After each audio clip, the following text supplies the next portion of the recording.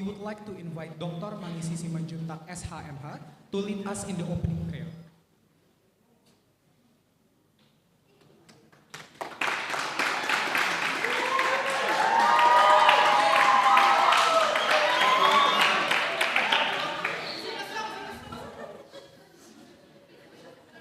Let's pray bahasa Indonesia.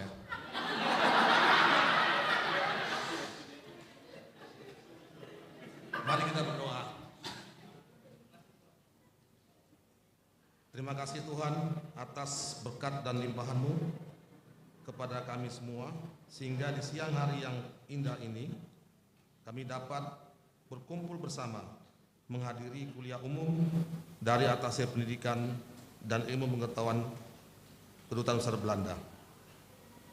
Terlebih dahulu, Tuhan ampun segala dosa kami, supaya tidak terhambat kasih karunia-Mu kepada kami. Tuhan berikan kami kelancaran, ketertiban, dan ketenangan pada saat berjalannya kuliah umum ini. Berikan kepada kami, terutama mahasiswa, keseriusan dan kecerdasan untuk menyimak perkuliahan ini, agar dapat menjadi bekal kepada kami semua membangun bangsa dan negara Indonesia dan juga membangun peradaban manusia. Terima kasih Tuhan. Inilah doa kami yang kami alaskan dalam nama Putra-Mu Yesus Kristus yang hidup. Amin. Thank you, Dr. Simanjuntak. We would like to welcome and acknowledge the presence of our distinguished guest, the Honorable Yvonna Klerks, the Education and the Science Attache of the Embassy of the Kingdom of the Netherlands in Indonesia. We would like to also welcome and acknowledge the presence of our distinguished guests from Universitas Kristen Indonesia. The Rector of Universitas Kristen Indonesia, Professor Dr. Daniswara Kaharyono SHMH MBA, that being represented by Vice Rector of Student Affairs and Cooperation, Dr. Rerpol Iyad Fedari Prosasitepu SSMA, the Dean of the Faculty of Law, Dr. Henry Jayadi Pandiangan SHMH, the Deans, Vice Deans, Head of Study Programs of Universitas Kristen Indonesia, and all the faculty members and students. Distinguished ladies and gentlemen, please rise for the National Anthem of Indonesia, followed by the National Anthem of the Kingdom of Netherlands, the European Union Anthem, the March of Universitas Kristen Indonesia, and last but not least, the March of Faculty of Law of Universitas Kristen Indonesia.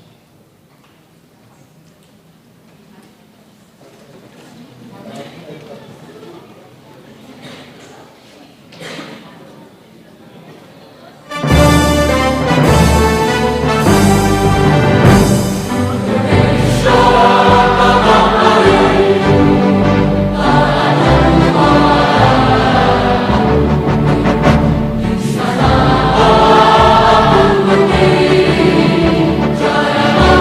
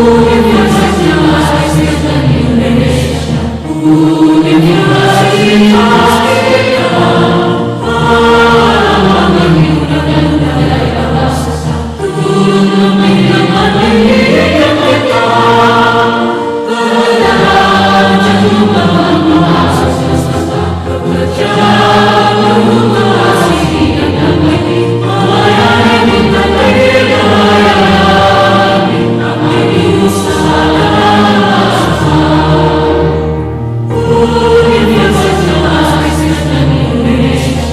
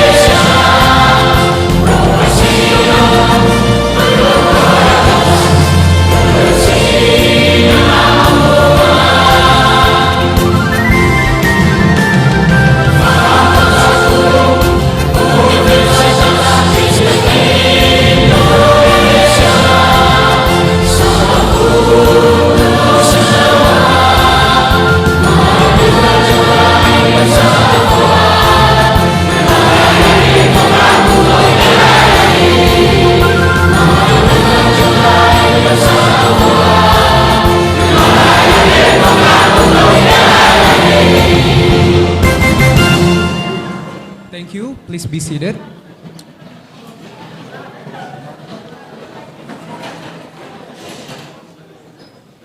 Now, let us welcome the Dean of the Faculty of Law, Dr. Henry Jayadi Pandiangan SHMH, to give welcoming remarks. To Dr. Henry, the floor is yours.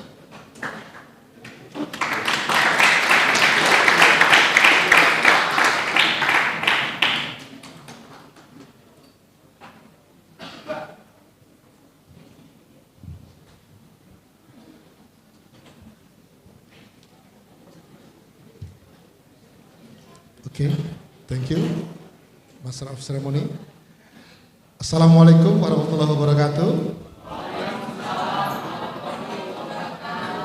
Om Swastiastu, Namo Buddhaya, salam kebajikan. Shalom. Salam sejahtera buat kita semua, adik-adik mahasiswa. Good afternoon, ladies and gentlemen.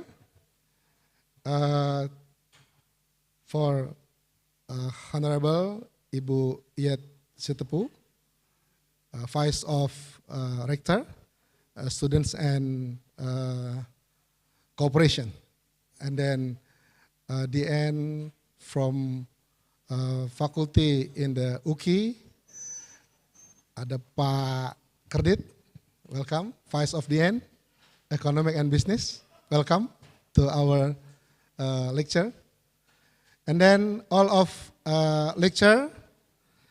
Today, we are welcoming the kind visit and lecture of the Honorable Yvonna Klerks, Attache of Education and Science, the Embassy of the Kingdom of the Netherlands to Indonesia. Welcome, Ibu Klerk. I call Ibu. Ibu is like mom, maybe. Okay. Ibu Klerk in Indonesia. Okay. Welcome to your home, because I heard you lecture too before. The Faculty of Law, Universitas Kristen Indonesia. The purpose of this lecture is to invite opinion and experience of you, Ibu Klerk, as you have been working in a diplomatic work to Indonesia. The field of your work is particularly important, as we see that out of our point of view, we as a Faculty of Law, Universitas Kristen Indonesia values the collaboration among the governments in the developing the excellence of law in international relations. Now, the Faculty of Law is accredited as Unggul, or Excellence, is the high accreditation award from a government higher education institution, and also we have the international accreditation from FIBA, Germany, and we have the ISO certificate for the educational services from KISERT. This is our award. Behind this award is hard work and a collaboration with the different juries, institutions, and communities. We value the law as one important drive for the good in Indonesia. The filing of the law only reconfirmed in this importance. The Faculty of Law, Universitas Kristen Indonesia, along with the whole of Universitas Kristen Indonesia, contribute to the advancement of an indispensable actor in public. The Faculty of Law, Universitas Kristen Indonesia, has a long way to go. We established from the 1958. Okay, we want to develop more the international collaboration for the future. As we value the excellence of university, maybe in Netherlands, maybe like Amsterdam University, Groningen University, among other, we will work and how we can to collaborate with them, especially academic work and the research. Maybe you can give the tips or way how we make the collaborate with university in Netherlands. At the present, we are the participating in the call to the harvest call of the European Union, still in progress. Maybe we can, with the university de Sevilla in Spain. This is also important to showcasing our effort in international collaboration. As you will present for lecture, we value the works thus far of the Embassy of the Kingdom of the Netherlands in Indonesia. This work in particularly exemplary as the embassy is willing to hear different actors in seeking better collaborations. Furthermore, the KITLV maybe and Erasmus Swiss are still highly instrumental in airing an atmosphere of the research, history, and arts. And we hope after a visiting lecture, we can discuss about how to make the cooperation with the institution in the Netherlands, especially about the education, art, and science. Okay, I think that's it. Thank you very much, and God bless all.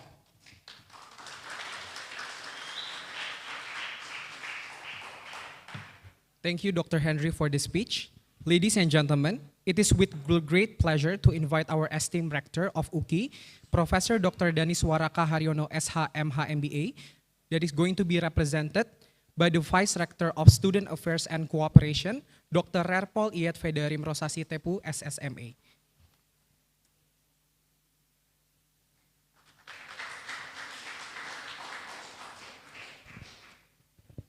Thank you, Ramazan.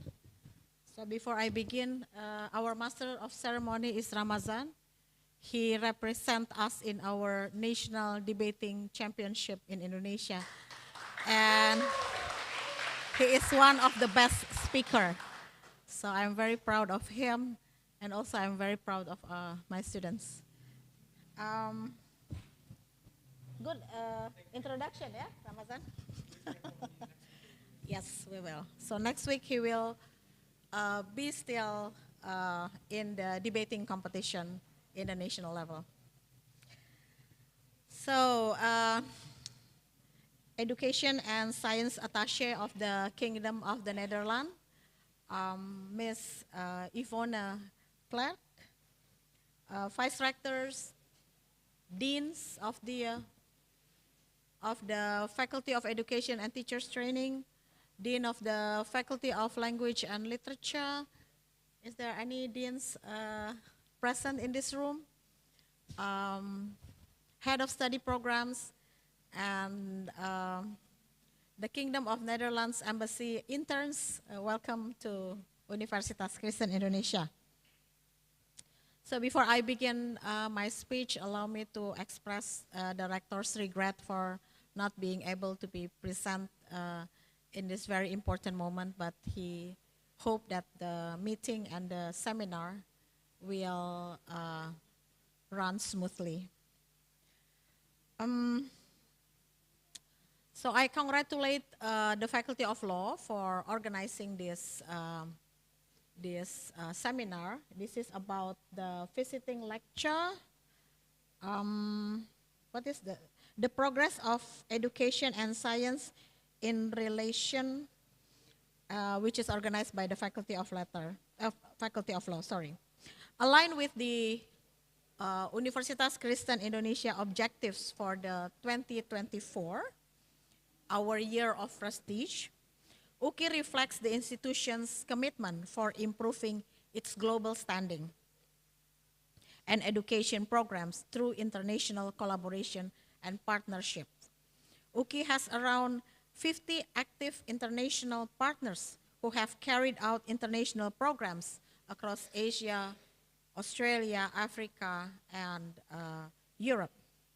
UKI participated in various international activities, including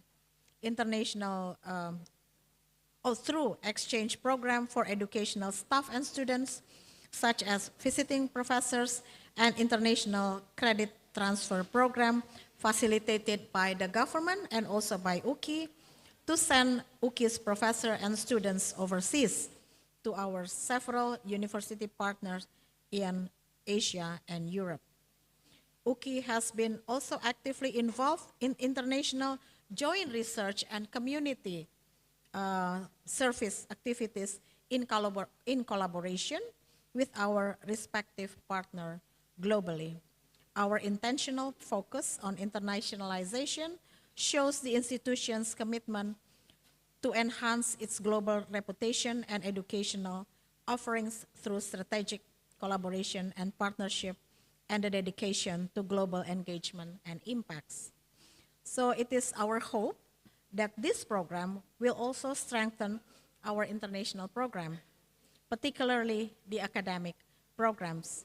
So may this event be rewarding, filled with success, and lead to the acquisition of invaluable knowledge and values for all the respective institutions that we will establish in the near future, particularly between Indonesia and the Netherlands. So thank you very much, and may God bless us all.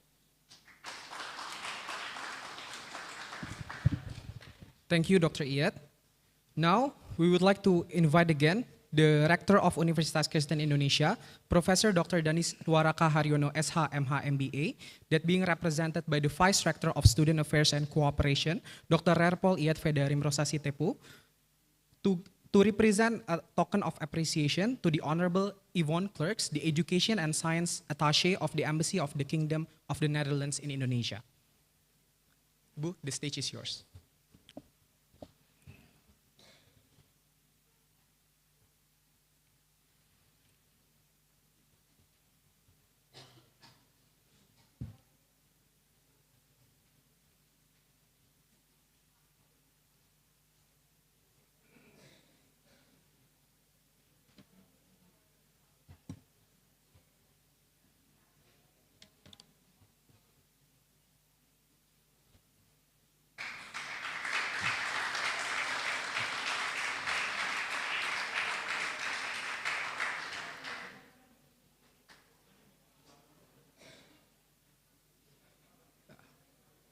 Now, we would like to also invite the Dean of the Faculty of Law, Dr. Hendry Jayadi Pandiangan, SHMH, to present the official souvenir from Universitas Kristen Indonesia. This is ulos. Ulos is the traditional tenun fabric of the Batak people of North Sumatra.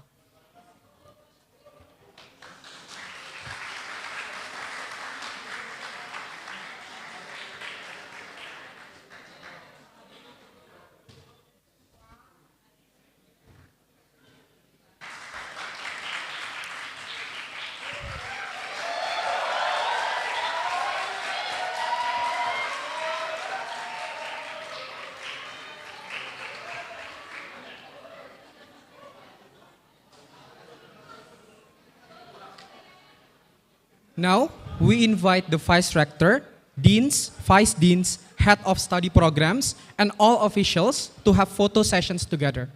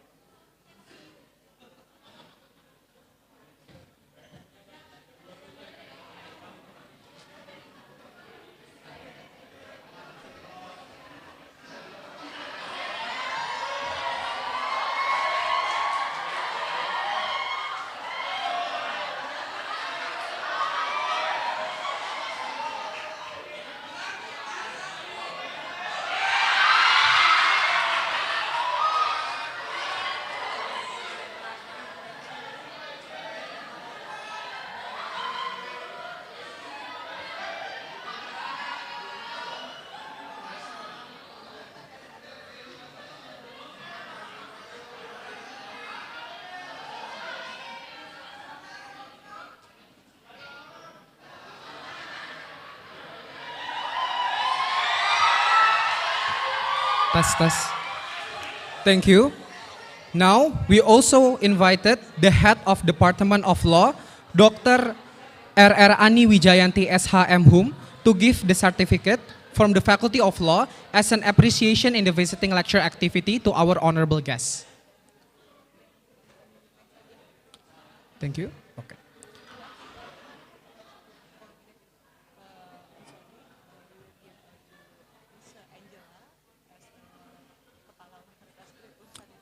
Sorry, we would like to also invite Mrs. Angela to come up to the stage to give an appreciation and certificates for the visiting lecture activity to our honorable guests. The stage is yours. Thank you.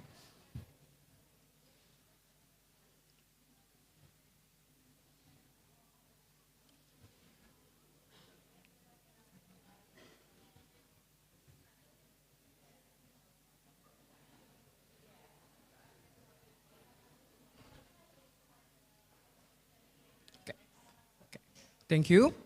We also invite the Chief Committee of Visiting Lecture, Dr. Mangisi Simanjuntak SHMH, to give the certificate from the Faculty of Law to Grace Natalia Bornok Siahaan SHMH LLM as the moderator in the visiting lecture activity.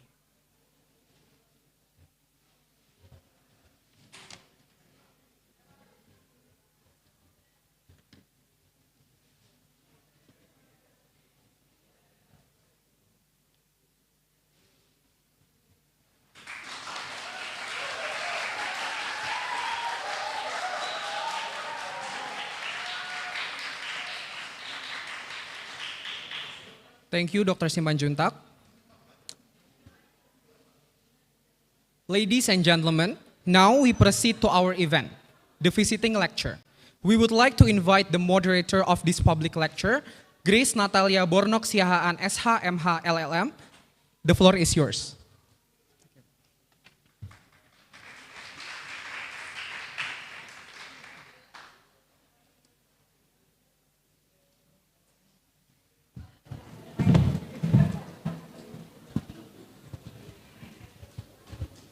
Good afternoon, ladies and gentlemen.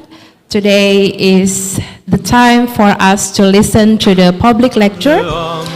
But before that, please join me to invite our keynote speaker for today's public lecture, Honorable Yvonna Klerks. Please join me to the stage.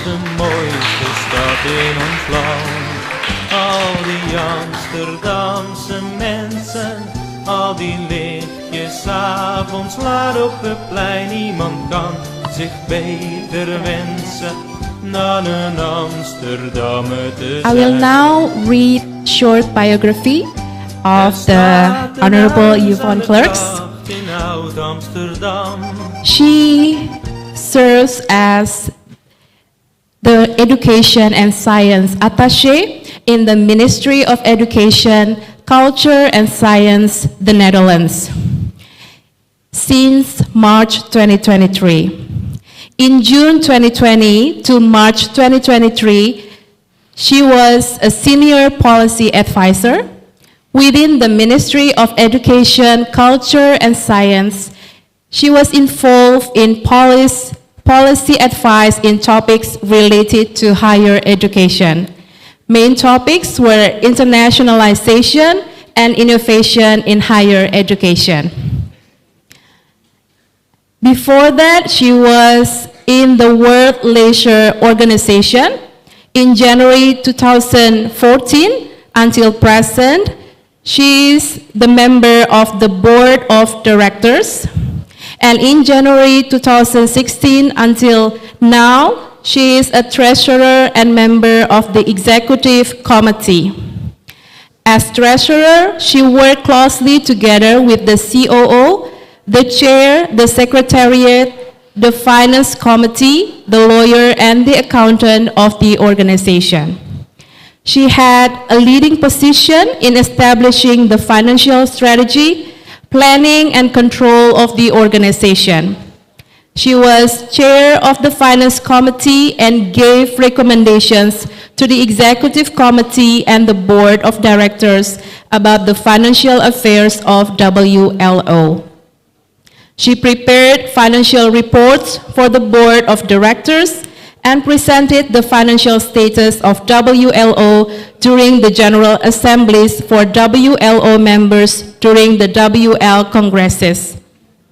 She was leading the efforts to bring the World Leisure Congress to the Netherlands, featuring in 2025 in Rotterdam and Breda, initiated and organized many projects with students from all over the world, such as projects on Sumatra, Lake Toba. Breda University of Applied Sciences, Academy for Leisure and Events, the Netherlands, in August 2005 until June 2020, lecturer and coordinator international relations. Breda University of Applied Sciences is a medium-sized, highly specialized and international focused university of applied science, which offers applied and academic bachelor's and master's programs in the field of leisure, tourism, hospitality, facility, games, media, logistics, and mobility. The university is strongly connected to the leisure and tourism industry worldwide with research and education. One of the 5 departments of Breda University of Applied Sciences is the Academy for Leisure and Events. Within the academy, she has been working as a lecturer and international coordinator. Also, her education background: she is a graduate from Tilburg University in the Netherlands. In September 2000 to December 2002, she earned master's degree in business economics, MSc. And in September 1996 to June 2000, she earned bachelor's degree in business economics. Welcome to Universitas Kristen Indonesia, Honorable Yvonna Klerks. We are delighted to have you here. And then now we are ready to listen to your lecture. You may present there. Yes, it's working. The microphone, yes. Yeah.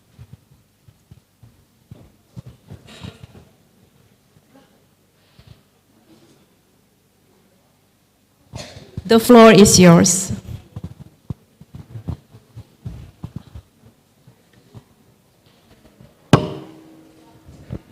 Okay, good afternoon. Vice Rector, Dean, Deans, Head of Department, students, lovely to be here this afternoon. I know it's Friday afternoon, so almost weekend. I hope to make it a lively lecture for you and also interactive, so stay with me. Before I start, I really want to introduce, because I bring 3 lovely ladies with me, and they also can help me if you have questions to answer the questions. Melinda? All right, hello everyone. I am not used to speaking into a microphone, but thank you for having me. My name is Melinda. I am an intern at the Dutch Embassy. I work at the Political Affairs Department. I'm a master's student at Leiden University. And later, if you have any questions about being a student in the Netherlands, I would gladly answer all of your questions from a student perspective.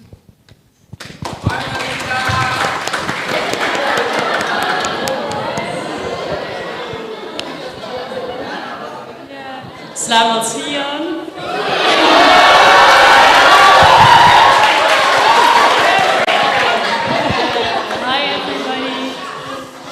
My name is Katelijn. I'm just as Melinda also interning at the Dutch Embassy. I'm working at the economic department. And I'm a master's student in Rotterdam at Erasmus University studying econometrics. And it's really nice to be here today and to see your university. And also, if you have any questions, please approach me.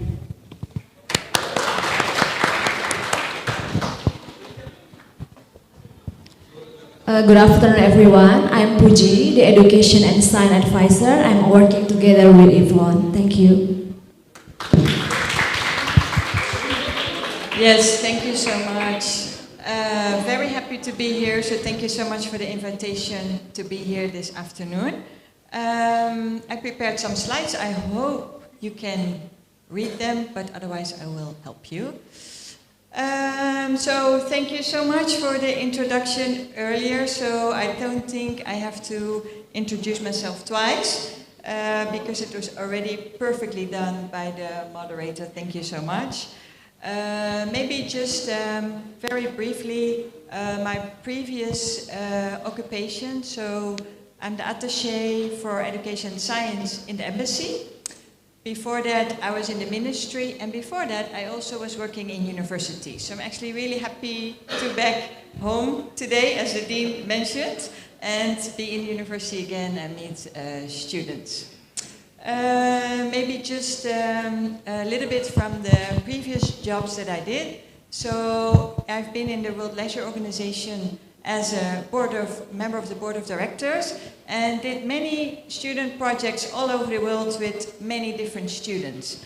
So for example, the picture that you see in the lower part, it's in Brazil. So we did a project there with students in Sao Paulo, the city of Sao Paulo, and I think we had students from 7 different countries there together working on a project in one of the slums in Sao Paulo. Also with the World Leisure Organization, there will be a World Leisure Congress every 2 years, and next year it will be in the Netherlands hosted. And I was one of the initiators to actually get the Congress to the Netherlands, so I'm very proud that we succeeded and that the Congress will be there next year. But also in Lake Toba, when I was in the university, we did a tourism project in Lake Toba about sustainable tourism development, as Lake Toba is one of the 10 new Balis, right, in Indonesia. So I was very happy to be there and also work with the local stakeholders on future sustainable development. So, where are we? This is the embassy picture in Jakarta, and it's been there for a while. And this is a picture from last night. One of the deans was there, very happy that he could meet. It's the celebration of the king's birthday.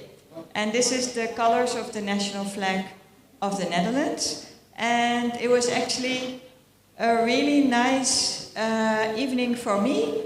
Pucci, maybe you can start the video. Just show you a very short video.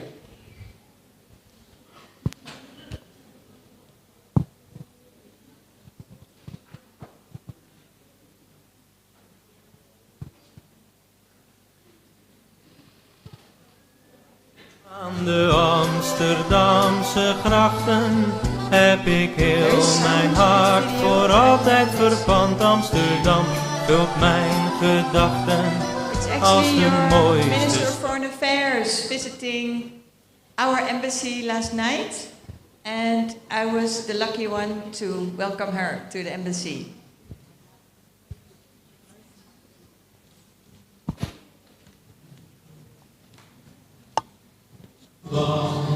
Al die Amsterdamse mensen, al die lichtjes aan. There's a Dutch song, so your minister put it on Instagram with a Dutch song behind it. Heb ik heel mijn hart voor altijd verband. Amsterdam vult mijn gedachten als de mooiste stad in ons land. Al die Amsterdamse mensen, al die lichtjes 's avonds laat op het plein. Niemand kan zich beter wensen dan een Amsterdammer te zijn. Er staat een huis aan de gracht in Oud-Amsterdam, waar ik als jochie vannacht bij grootmoeder kwam. Nu zit een vreemde meneer in het kamertje vol, en ook die heerlijke kantoor. Alleen de bomen dromen hoog boven het verkeer en op het water gaat er een bootje net als weleer. Aan de Amsterdamse grachten. Yeah, so you can see I have a really nice job. I can invite your minister, hoster, so one of the highlights, right? If we can go back to the PowerPoint presentation. Yeah, thank you so much. So, our ambassador is called Mr. Lambert Grijns. He is leading the embassy already for 4 years. This is his final year. This summer we will get a new ambassador. But just quickly for my feeling here in the audience, who ever visited the Netherlands?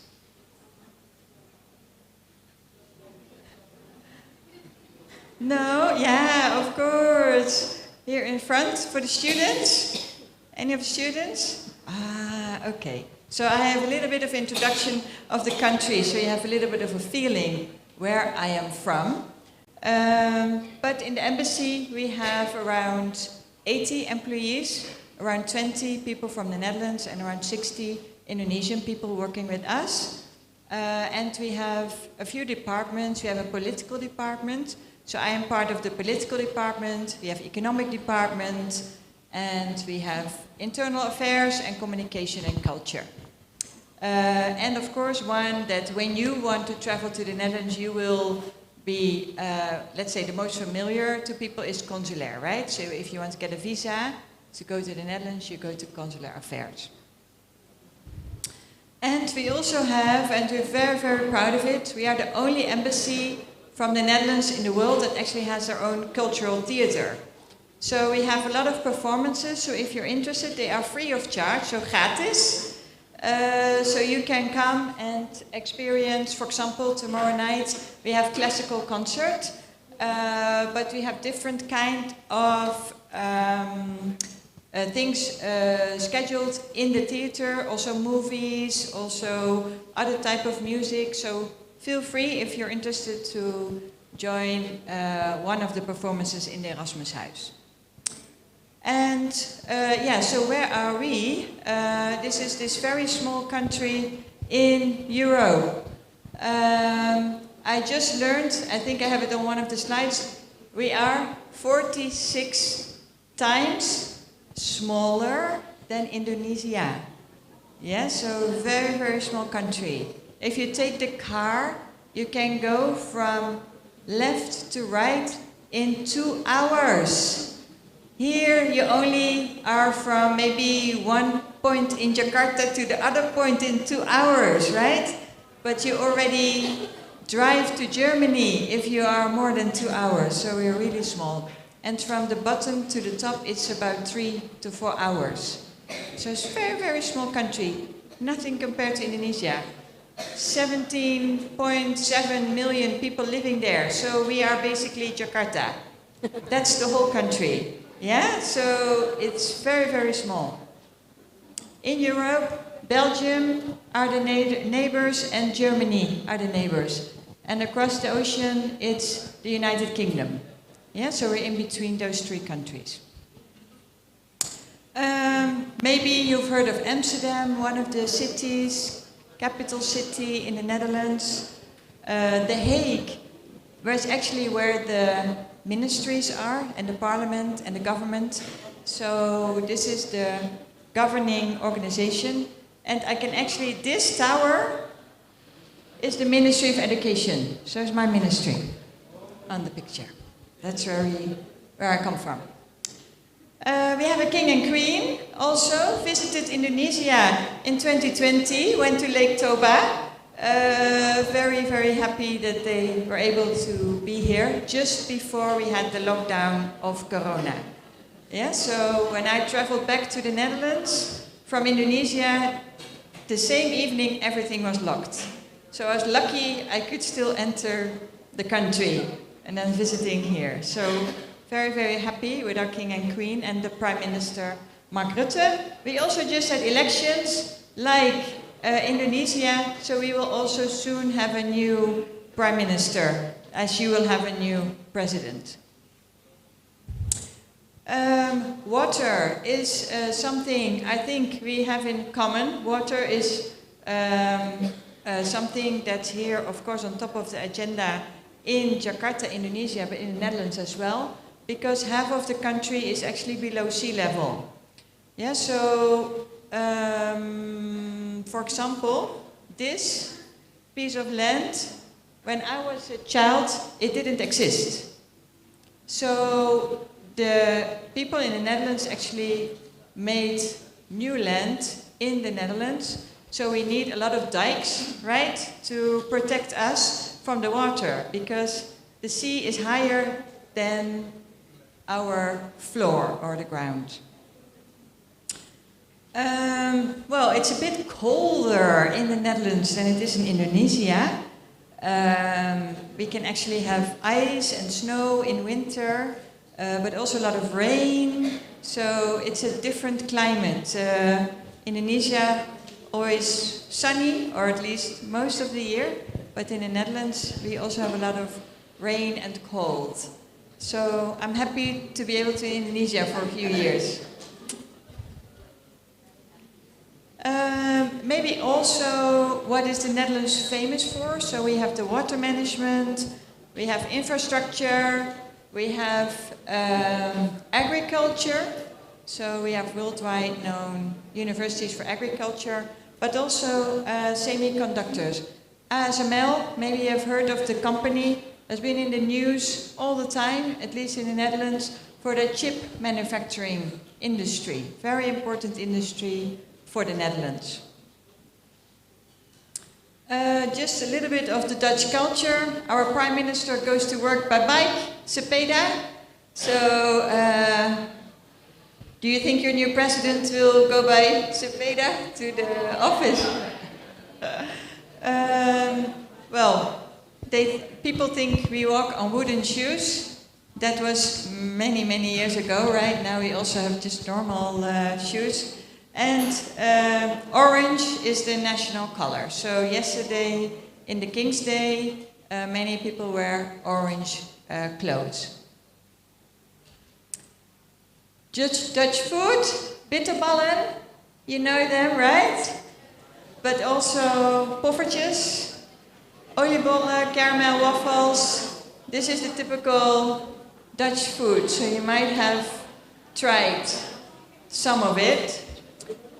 And there are quite a few Dutch words in the Indonesian language. Who knows a Dutch word in the Indonesian language? Wortel. Sorry? Wortel. Is that carrot? Ah, ja. Ja, versnelling, knalpot, gratis, boontjes, plafond, wastafel.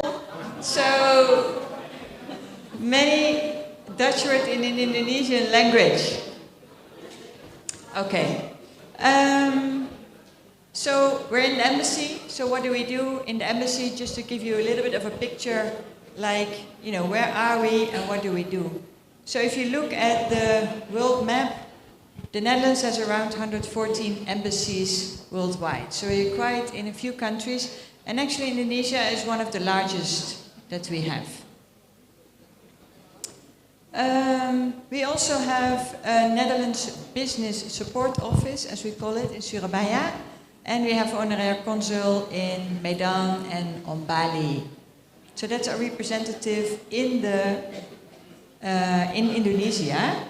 And what we're trying to do is the Ministry of Foreign Affairs, running all these embassies throughout the world, is looking for prosperity and fairness, is looking for security and stability, is working on justice and freedom, and is working to take care of the Dutch nationals abroad. Yeah, I talked to you also have an Indonesian education and culture attaché in the Netherlands. Every year there are around 1,500 Indonesian students in the Netherlands studying, and the education attaché in the Netherlands takes care of the Indonesian students in the Netherlands. Yeah, so we take care of the Dutch people here in Indonesia. So if you look at the topics the embassy is working on, it's, for example, agriculture, culture, education and science, of course. That's what I'm working on. And to give you a little bit of an idea of, yeah, what exactly do we do? So this is a project called Smart Seeds, and it's about building application for vegetable farmers. We also have culture, so I already mentioned the Erasmus House with performances, but we also have exhibitions. So this is the What If Lab. It's a kampung in Jakarta, and they do research on the public space and how you can actually use it. It's researchers from Indonesia and researchers from the Netherlands working together here. Rule of law and human rights, we have it. I will say something about it later on. Sustainability and climate, and water and maritime. So, for example, we did a project where we used football in the fight against gender-based violence. Yeah, so you use sports to actually address a topic that you think need to be addressed. And the ocean cleanup, it's actually a Dutch initiative and also running in Indonesia. Try to get the plastic out of our oceans, but also out of the rivers. Building with nature, so also trying to help communities that are suffering from coastal erosion, also for the flooding, so we have some projects also on the flooding in Jakarta, but also in other areas in Indonesia. And if we just look specifically at education and science, so the ministry in the Netherlands is responsible, as also your ministry here in Indonesia, for the system of education and science that is working, that your university can run, right? That you can do education, that you can do research, you have the facilities, but also you have the right policies in place to actually operate the university. And the ministry thinks international relations are very important. So a few years ago, the ministry started an Attache network in the priority countries. So Indonesia is one of the priority countries for my Ministry of Education in the Netherlands. So that's why I'm based here in Jakarta. And we have 10 attaches around the world, so not that many. It's only 10 of us. So what we try to do is we focus on the collaboration in higher education science. So I'm responsible for the government-to-government relationship with Indonesia and the Netherlands, and try that collaboration runs smoothly. Your dean already mentioned, right? So if you want to have collaboration with university in the Netherlands, then I am talking to your government to see if it's running smoothly, if the universities can work together, are there any obstacles? So that's what we try to work on.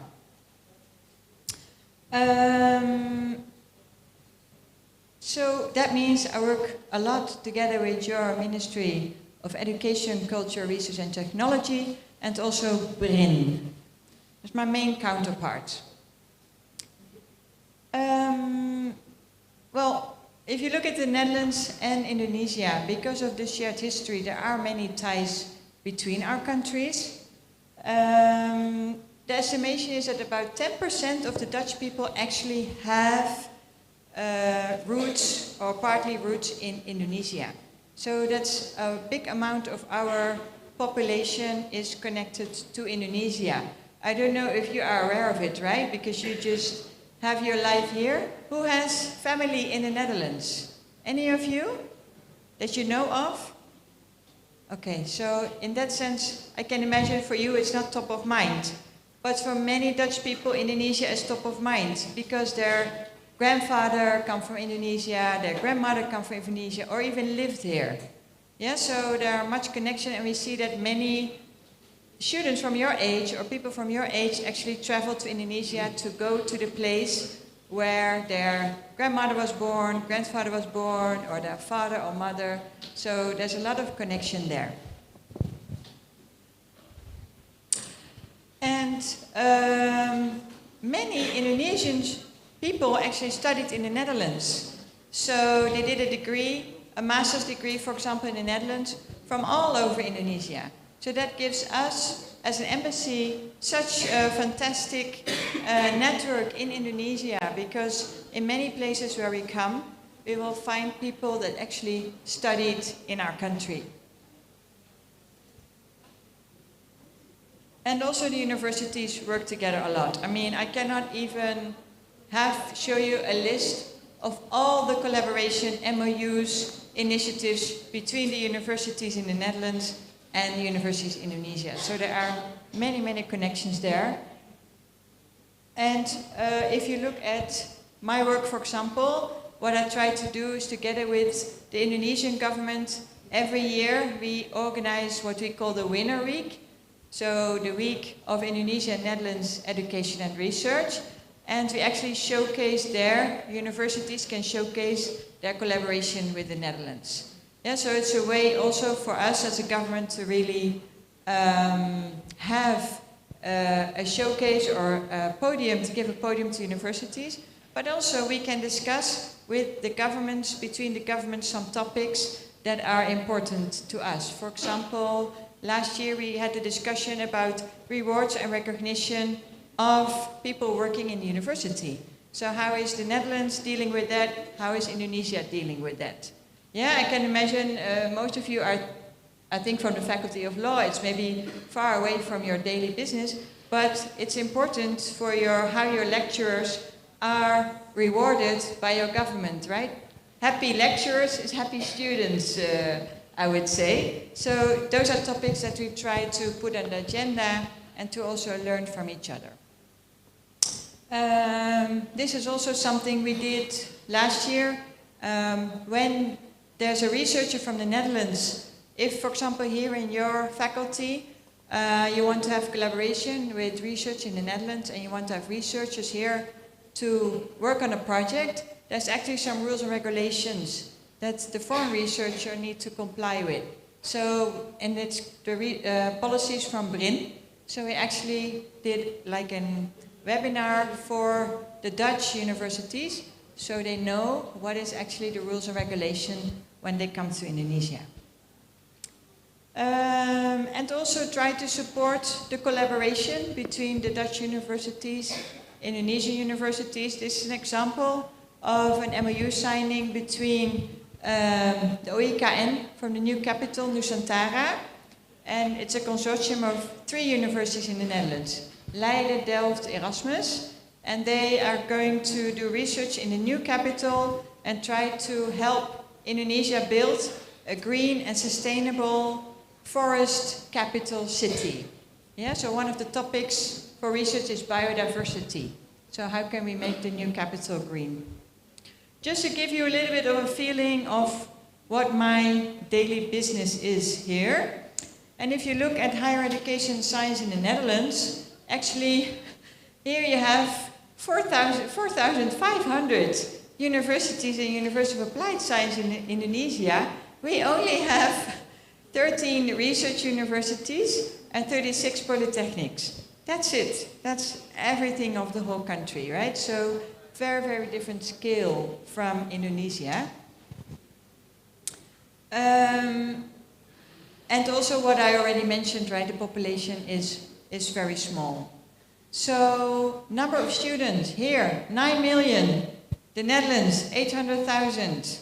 Number of international students, about 120,000. Yeah, so the numbers are much smaller in the Netherlands compared to Indonesia. However, if you look at the rankings, then you see that Dutch universities rank among the highest in the world. So although we have not that many, but they do well on the international stage. And what also is something that we do in the Netherlands a lot is that universities collaborate with businesses or with the practice, right? So if you would be a law student in the Netherlands, you would work actually together with the court. So there's a lot of connection with the industry and with your future profession. Many universities also have international focus, and for example, our agriculture and technical universities are really known worldwide. So if you look at topics for discussion like what is going on in the Netherlands in higher education and science, I think there are quite some topics that also are discussion in Indonesia, in your government. And that's, for example, flexibility in study programs. I know here Campus Merdeka has been introduced. In the Netherlands, we also talk about flexibility in study programs. Why should every student do the same program until they graduate? Why can you not be flexible, for example, because you already did a year of study in a different university, you already have some basic knowledge, why do you have to start in year one again? So there's a lot of discussion on this flexibility and also how to do it, right? Because it brings a lot of questions with it. Lifelong learning. Once you are graduated, you have to keep on learning throughout your whole life. But we need an educational system that is in place that actually is going to facilitate it. If you don't have the courses, then how can you do lifelong learning, right? Because you already have your degree, you maybe want to have some expert knowledge and how to get it. So that's a topic. Rewards and recognition, I just mentioned it. Also we had it here in the discussion with Indonesia last year. The idea in the Netherlands at the moment is when you want to have a career in academia, so for example when you graduate, you do your master's, you do your doctoral degree, and then you might go work in the university. And what does your career look like? Yeah, so there we are looking for example, if you publish in academic journals, it should not be the only thing that you are rewarded upon as a scientist. Also your contribution to society, your contribution maybe to medical department in a hospital, maybe your contribution to policy development should also be rewarded, and maybe not every academic wants to have the same career. So we're trying to now find new ways there, which is actually quite challenging, because if the international standard is that the more publications you have in academic journal, in high-ranking academic journals is the best, yeah, how can you then make the system more flexible? So that's a big topic of discussion at the moment. Also open science, the idea behind it is that if a researcher is doing research financed with money from the government, actually this should be open access to everybody. So you should be able to Google the research and you should be able to actually read the outcome and not having to buy an expensive, how would you call it, membership from a journal. Yeah, so that's a discussion. But also how to finance these kind of ideas. Diversity and inclusion, interesting topic. Anybody, any kind of background, any way the person looks, male, female, whatever, should have the same chances in life, in university, in your career, everywhere. Yeah, it's a discussion in the Netherlands because definitely we are not there yet. Everybody wants it, but in reality you see there are still differences between men and women, for example. So really trying to push it also in university, no differences between men and women, for example. Digitalization, I think here also really important. Indonesia, you're highly digitalized, right? Everything goes through the mobile. So I think there it's really interesting also to see how can you actually include that in your education, in your higher education. Artificial intelligence.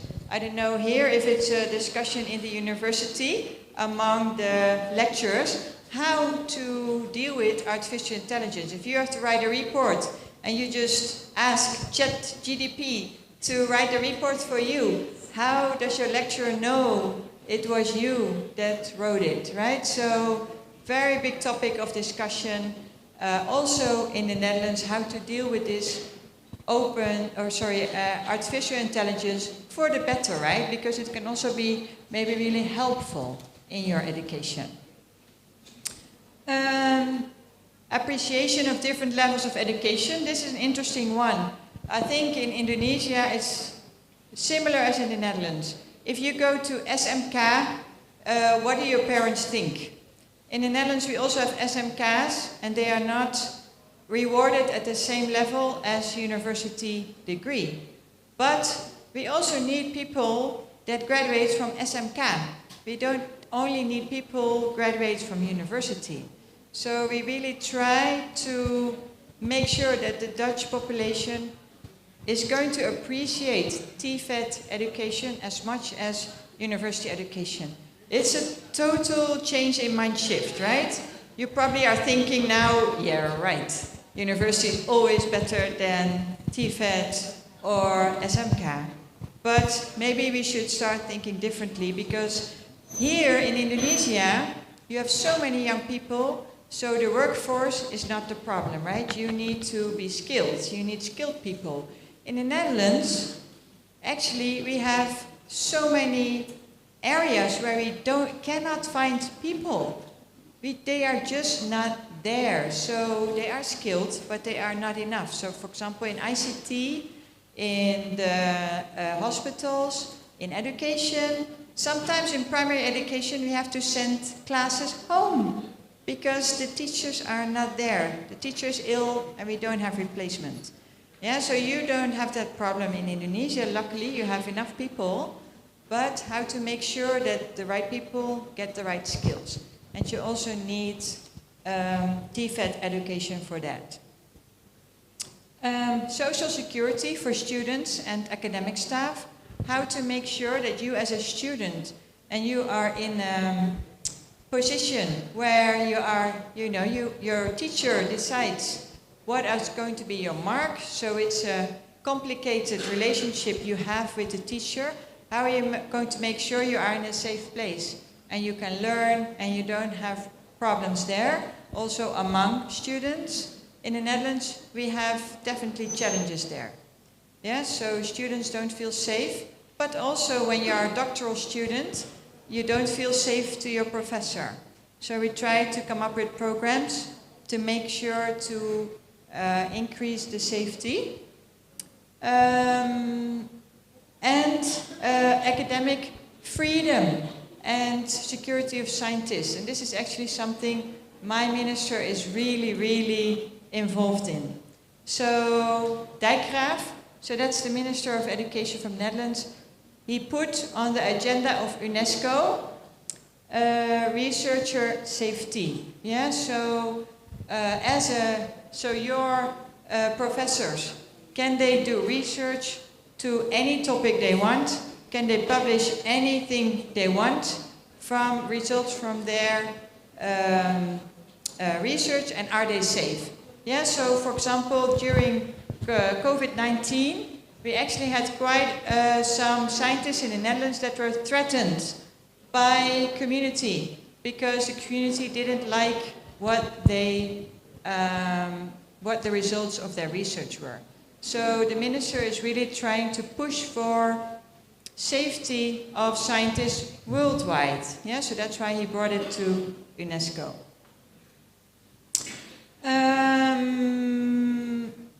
The collaboration between Indonesia and Netherlands, I already mentioned, right? We have many, many collaborations between Indonesia and the Netherlands. And if you look from the government side, there is something called a Marian Fund. And a Marian Fund is funding from the Dutch government, Indonesian government for research projects between Indonesia and the Netherlands. Yeah, so there just have been 2 projects rewarded on health. So that's, I think, going to be really interesting. We also have the Netherlands LPDP Dicty Scholarship. Who knows LPDP Scholarship? You are aware of it? If you're interested to do a master's degree, for example, and you want to have the government of Indonesia paying for it, you can look for LPDP Scholarship. And also there are some scholarships that actually you can do a master's program in the Netherlands. And we also have capacity building projects, or for example, training for professionals. If you look at law studies in the Netherlands, I'm, as you might have got earlier, I'm a business economist, right? So I'm not from Faculty of Law, but what I hear from people that teach in the law faculties is that they say that in the Netherlands you teach, on the one hand, the basic legal concepts, and on the other hand, also how these concepts are applied by judges in legal cases. So you're not trained in memorizing black letter law, but you're trained in solving legal cases. That's the basic behind law studies in the Netherlands. And also legal curricula in the Netherlands have adopted subjects that connect legal issues to social, economic and political developments. So trying to bring law alive and trying to make it interdisciplinary. And maybe you are aware, but actually this year is quite a special year because it's 100 years of legal education in Indonesia. It started in 1924 with something called the Rechtshogeschool in Jakarta, and now we are 100 years later, and I think there are many faculties of law in Indonesia with many students, so something maybe to celebrate also in the university. Universitas Indonesia, for example, they're going to organize an international conference to actually pay attention to 100 years of legal education in Indonesia. So the LPDP scholarship I talked about before. So for example, in the Netherlands, if you want to study law in the Netherlands, you can go to University of Amsterdam, University of Groningen, Leiden and Utrecht, and you can get an LPDP scholarship to get a master's program there. Yeah, and also the ISMA program, if you want to do law for maybe 1 semester, then these are the universities you can go to. I know with Campus Merdeka, maybe you're actually encouraged to do something different than law, but if you look at law, then this is the universities that actually you can apply for a ISMA scholarship to do a semester in the Netherlands. Eat some bitterballen. Rule of law and human rights, if you look at the embassy and what do we actually do in the embassy on rule of law. So the Netherlands and Indonesia are close partners and share interests on security, rule of law and human rights. So we work together to ensure safety and security in Indonesia and the region, enhance the international rules-based order, ensure legal certainty and access to justice for all, and promote the fulfillment of human rights. So it's a lot of words, so what do we actually then do in practice? So for example, there's a collaboration in the field of security and rule of law. I think the text is very small, so I don't think you can read it, but there's a biannual event on security and rule of law, and it's about the strong ties and long-standing relationship between Indonesia and the Netherlands on this topic. So there are different topics on the agenda, for example, modernizing legal education, efforts to improve data protection, working together to achieve sustainable development goals. So there is this collaboration between our countries. And also, for example, there is a project called Peer-to-Peer for Justice. And that project is about knowledge exchange between Indonesian and Dutch legal profession. For example, involving the Supreme Court, involving the Ombudsman, and involving the probation service. Yeah, so they try to learn from each other and also further develop their programs. There's also capacity building projects in law, in the area of law. So this is an example called SLEI. And in this project, there were Dutch University of Leiden and also Indonesian universities involved. And they tried to make an interdisciplinary curriculum in Indonesia in the different law faculties. Yeah, so that's a little bit of an insight in what we do at the embassy, in how we collaborate on what topics, and also a small insight in how we treat law and the rule of law. So, thank you so much for being with me. Terima kasih.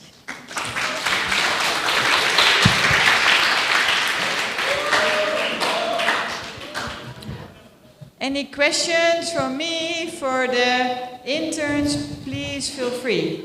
Okay. Thank you, Honorable Yvonna Klerks, for your enlightening lecture.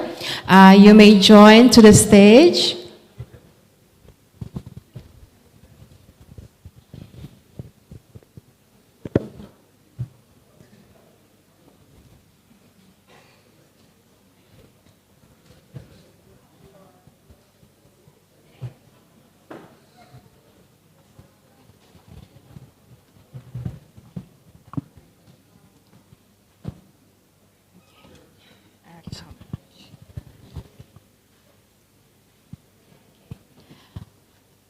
As a moderator, I have prepared a series of questions based on the themes and discussions raised during the lecture.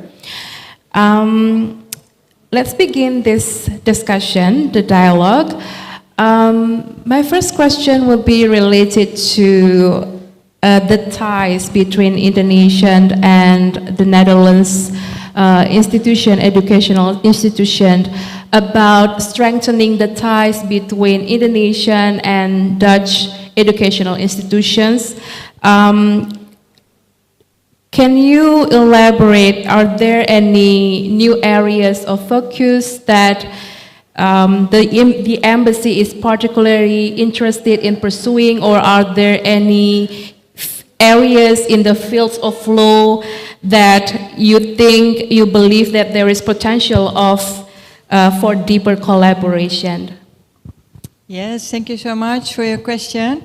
So the embassy has focused on several themes, and the collaboration between, at least what's initiated from the embassy, is focusing on these areas. So that would be agriculture, that would be rule of law, that would be water management, thinking out loud, waste management is what we do, also renewable energy. So those are topics the embassy is engaged in, and also always there are universities from the Netherlands involved if there are any projects in those fields.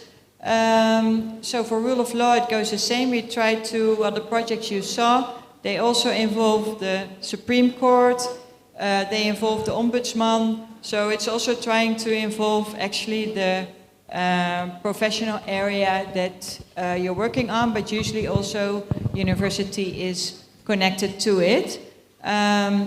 Outside the embassy, because there's so much collaboration between Indonesia and Netherlands, I really don't know all the collaborations.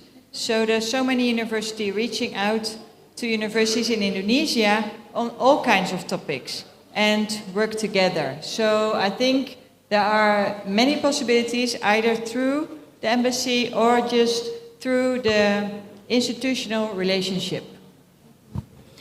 And then about promoting diversity, how does the embassy support initiative aim at promoting diversity in the education and education scientific collaboration? How about the promotion of the diversity? Yes, thank you. Very good question, right? So diversity and equality, very important topic. At the moment, the projects that we do are mainly focusing on the Netherlands. So we try, for example, to have, I think in Indonesia you have the policy that the ministry would like that every university has a task force also connected to anti-bullying, for example, and also to have social security in your university. In the Netherlands, we also try to have such a task force or a point of contact if you don't feel secure, because I think inequality often relates to not feeling secure or having problems with social security. So we have projects in the Netherlands working on this, and Indonesia, I think we try to be involved in projects that actually focus on improving equality, improving the diversity and inclusivity, for example, via sports events or other kinds of events. And then in your lecture, you touch on the collaborations between the Indonesian and the Netherlands institution. Can you elaborate further some of the examples of successful collaborations between the Indonesian academia and also institutions in the Netherlands? Yes, yeah, thank you so much. Well, I think where to start, I think there are so many. So for example, the Leiden University, Delft University and Erasmus University Consortium I was talking about before. They do project with the new capital, but they also have what they call the Leiden Delft Erasmus Brin Academy. So they have 1 week a year where they actually have PhD students invited. They work with the PhD students on a topic of their dissertation, and then the students might be able to go to the Netherlands to do their PhD or have the 2+2 construction. So they do 1 year in the Netherlands for the doctorate, then they go back to Indonesia to do the research, and then they go back to the Netherlands again to write the dissertation, for example. So there are many different types of collaborations, and if you look at the themes, then I think water management is already going way back.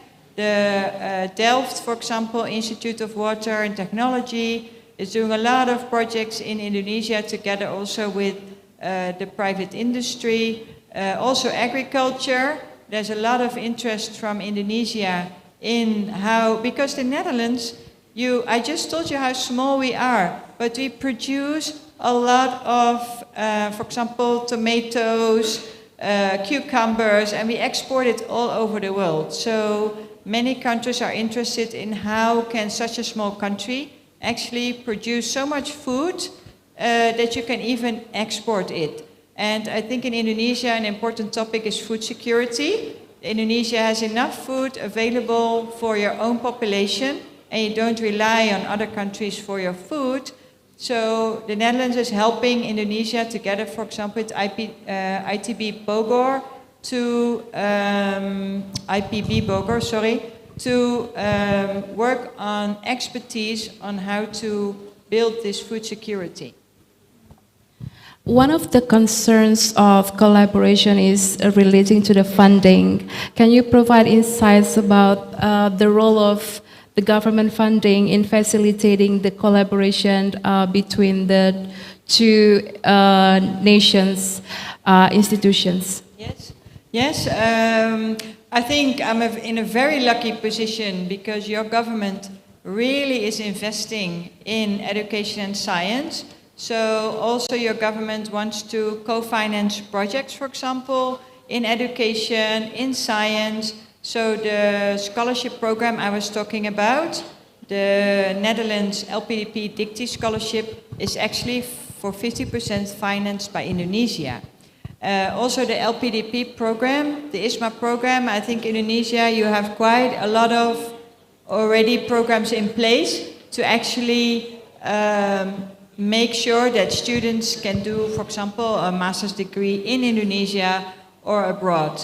So if you look at the Netherlands, the way the Netherlands is looking at Indonesia, Indonesia is a middle income country. So therefore the Netherlands wants to support, but differently from the past, where you were still developing. You have developed. I mean, look at Jakarta. I think Jakarta made such an amazing transformation in like 10, 20 years' time.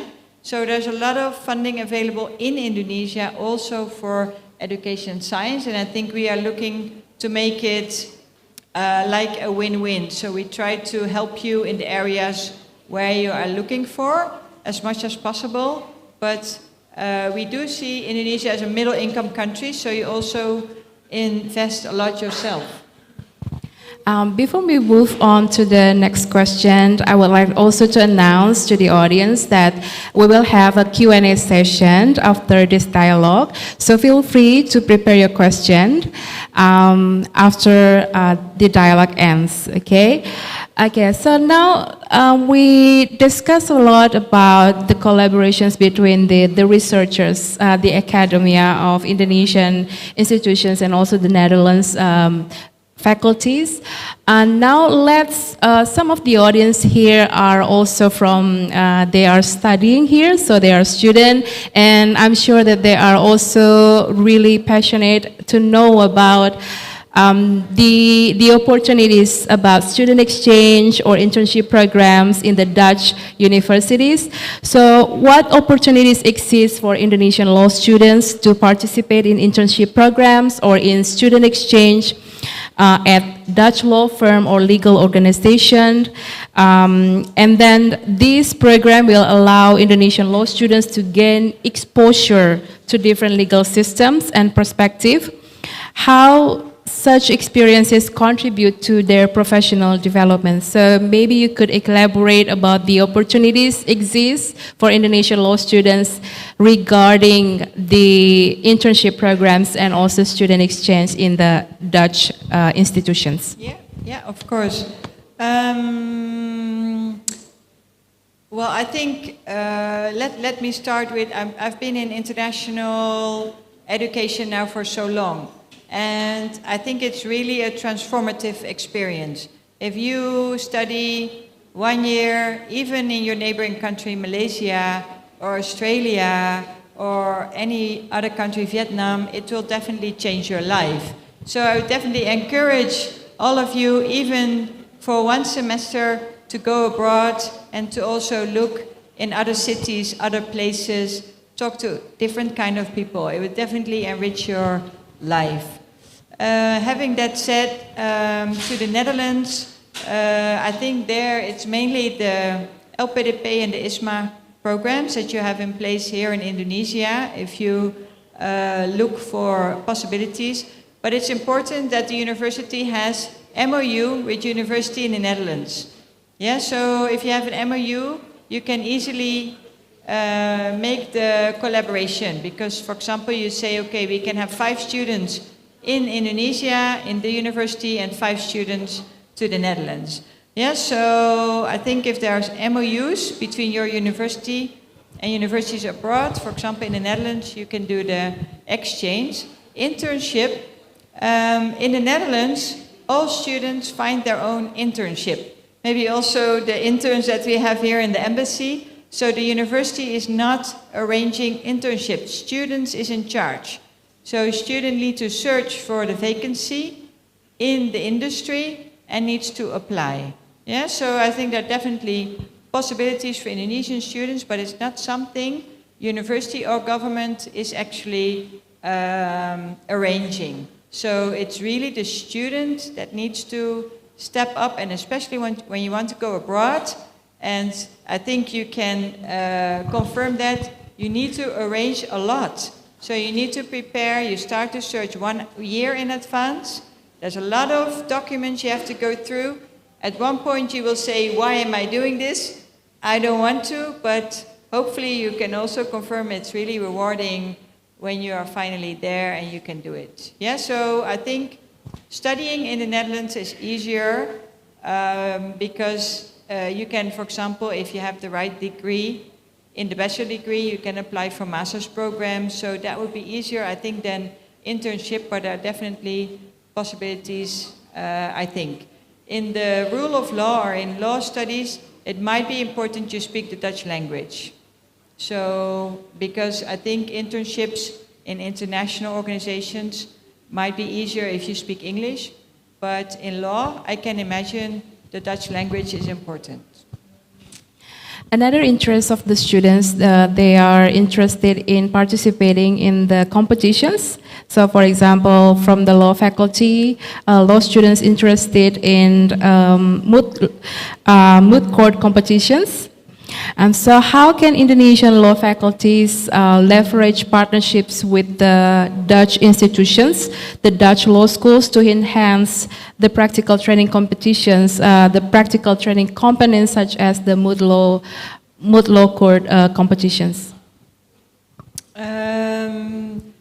All good questions. Let me think. If you, well, what is also a possibility and what I think is also really interesting is that you actually do an educational project together with university abroad, for example, with a university from the Netherlands. So what we're trying to organize at the moment is that we're going to establish what we call a living lab. And in a living lab, we can have students in bachelor program, master program, PhD program, all together looking at the same topic, but from, of course, a different perspective. It could be from law. You can also have interdisciplinary living labs there. So that could be also interesting to develop for the university with other universities. And with contests, I think there, yeah, you have to check, because I don't think from the, for example, from the embassy we have specific contests in law, but you can also check, of course, are there international contests, and try to connect to that. Now let's go back to the researchers or the academia part, relating to the opportunities for visiting lecturers programs. So are there opportunities for faculty members from Indonesian law faculties to have the opportunity for visiting lecturers program in the Dutch law school? Yes, I think because of the Netherlands is part of the European Union, and the European Union has a huge mobility program called Erasmus+. And through the Erasmus Plus program, lecturers get financing to actually go to a university in another country and to get training. And I think it's also for lecturers outside the European Union. So the lecturers from the university can apply to do a training or a project in a Dutch university. But you need to have the collaboration with the Dutch university, because the Dutch university also, of course, needs to host you and need to build a program together with you. All right. Maybe one final question about the partnerships. What strategies are employed to ensure that the partnerships are mutually beneficial and sustainable in the long term between the Indonesian and Dutch educational institutions? Yes, I think there we can have a really interesting example in the health. So the medical schools working together on global health. So the idea is, we've seen with COVID-19, it affected the whole world. So if we want to have a healthy world, we need to work together. So for example, universities in the Netherlands are collaborating with University in Indonesia on antibiotic resistance. Yeah, so how is Indonesia dealing with antibiotics? How is the Netherlands dealing with antibiotics? And how can we make sure that people don't get resistant to antibiotics? So that's really a topic, a global health topic. We cannot do it alone. You cannot do it alone as Indonesia. We cannot do it alone as the Netherlands. So we really need each other there. So that's mutually beneficial, because both countries benefits from this collaboration. Also the water management. We have problems with the water if we don't protect ourselves with the water. You also have floodings here, so there we can also learn from each other. How do you protect yourself against water, against flooding? How do we protect ourselves, so the engineers can also learn from each other there? So those are examples of projects that are beneficial for both countries. So it's not only for Indonesia or only for the Netherlands, no, it's actually for both the countries. Thank you for your insights. And ladies and gentlemen, now it's the time for the floor to open the floor for questions. Please raise your hand if you have a question, and our team will pass the microphone to you. As a reminder, please state your name before asking a question. Okay, let's begin. Who wants to kick off the Q&A session? Okay, over there. You can also ask a question to the interns, right? So also mention for who you have the question.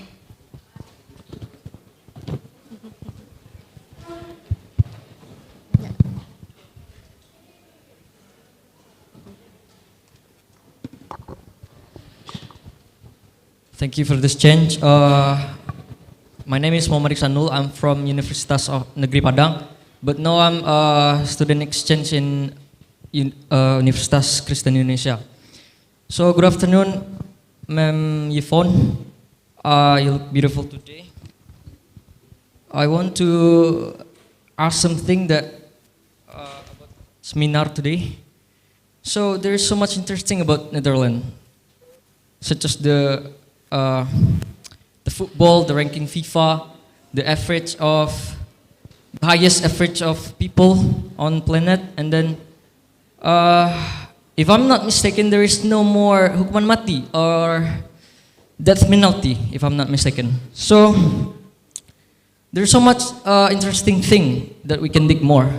So let's back to the question. I want to ask something about as your background in education. So in your point of view, what is the main problem in our education system that we cannot compare to the Netherlands? For that, we can inspire and then implementation in our education system. And the second one is our chosen president have the plan to give a free food to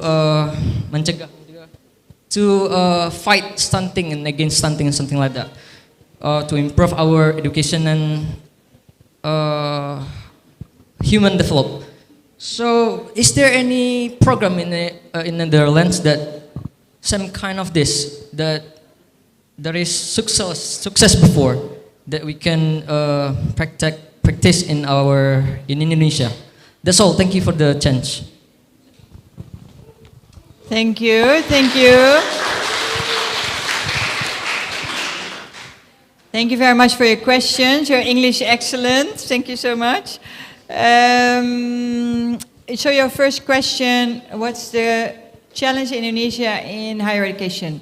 I hope with my lecture I showed you we also have many challenges in higher education. So I think every country has its own challenges. Some challenges we share, and some challenges are maybe more related to one country or the other. So I think it's a bit, how do you say that? It doesn't feel to talk about the differences. Like I said, I think we all have our own challenges. I think one of the challenges, at least here, your Ministry of Education would like to work on is because you have so many institutes of higher education, but also primary education, secondary education, TVET. How can we make sure the quality is at the right level in all these universities? In Netherlands, we only have 49, and then it's already a struggle to, keep up as a ministry with all these institutes. So I can imagine here in Indonesia, it's such a huge country, so many institutes. How do you make sure as a ministry to keep the quality high? I know that's one of the topics in your ministry you're working on, and for example, also could see if we can have a project together with Indonesia on the training of management of universities.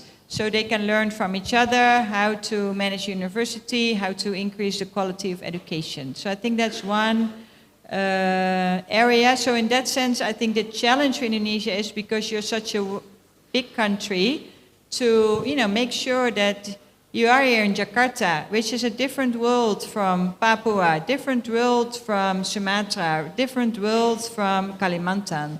So how can you make sure all the islands get the same attention in education and science?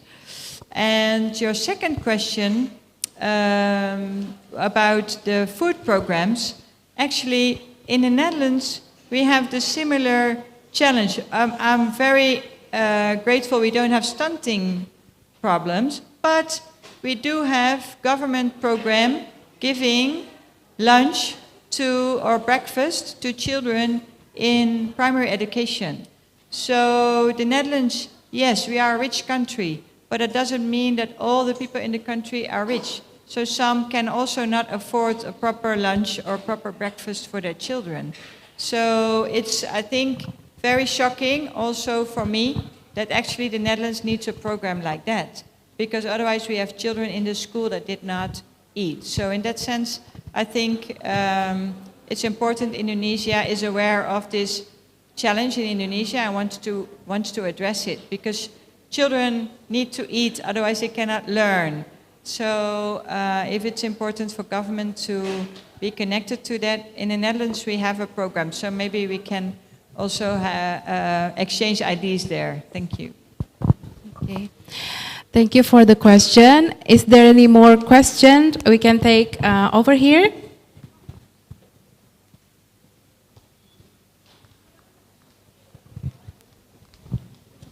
At the front, yes.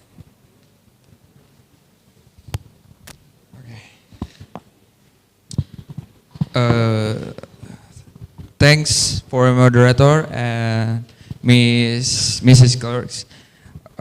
Before I ask a few questions, let me introduce myself before, and let me confession that my English was worse. And at this moment, the end of this moment is such an honor to meet with Mrs. Hon to talking about the Dutch culture, and I really like to speaking about wetik van door singer give me nasi goreng.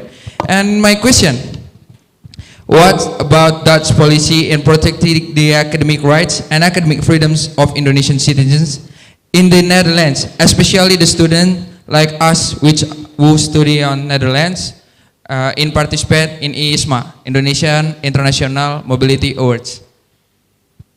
Thank you. Thank you. Thank you so much for your question. Just to see if I understood correctly, so you're, oh, now I forget. Can you, sorry, maybe repeat your first question? I just want to ask about policy in protecting the academic rights and academic freedoms of Indonesian citizens in the Netherlands, especially the students like us who study on Netherlands. Yeah, thank you so much. Thank you. Yeah, so the Netherlands is what I also referred to in the lecture, really stepping up for scientists in the world. Yeah, so we really think it's important. We have academic freedom. It's really one of the values of the Netherlands. We want to give our researchers the space to actually do research in the topics that they want, publish about it without getting threatened by anyone. So this is really, and we see in practice that it's actually not reality. People do get threatened. We have scientists that don't want to be on television anymore because their families get threatened. So this is really a serious thing. I think it's important to address it, and I'm very happy my minister is really addressing it on an international stage, right? For example, through UNESCO. So the Netherlands would like to have academic freedom for any academic in the world, in any country. So that's, I think, an important one. And for IISMA, what was your question exactly about the IISMA program?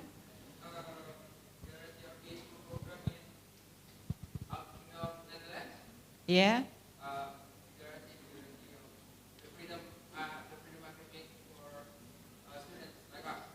Yeah. Yes, that's actually also a very good question, because also in university, that's at least what we want, right? So it's what you want and what's in practice. But what we want also as a ministry is that every student feels safe to actually speak up and give the opinion and to discuss. So university should be a safe place to discuss about topics that are also difficult. So for example, the current war in the Gaza, between Israel and Gaza, is really causing challenges in universities in the Netherlands. Because you see that students that are pro-Israel, students that are pro-Gaza, are really almost getting into conflicts with each other.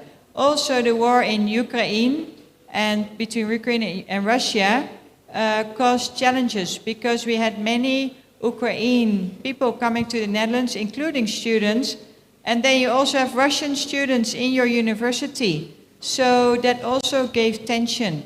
But still, the Netherlands wants, it's a safe place for everybody. Doesn't matter where you come from or what you believe. You should have the academic discussion together. You can have the arguments, you can debate, yes, but always respect each other.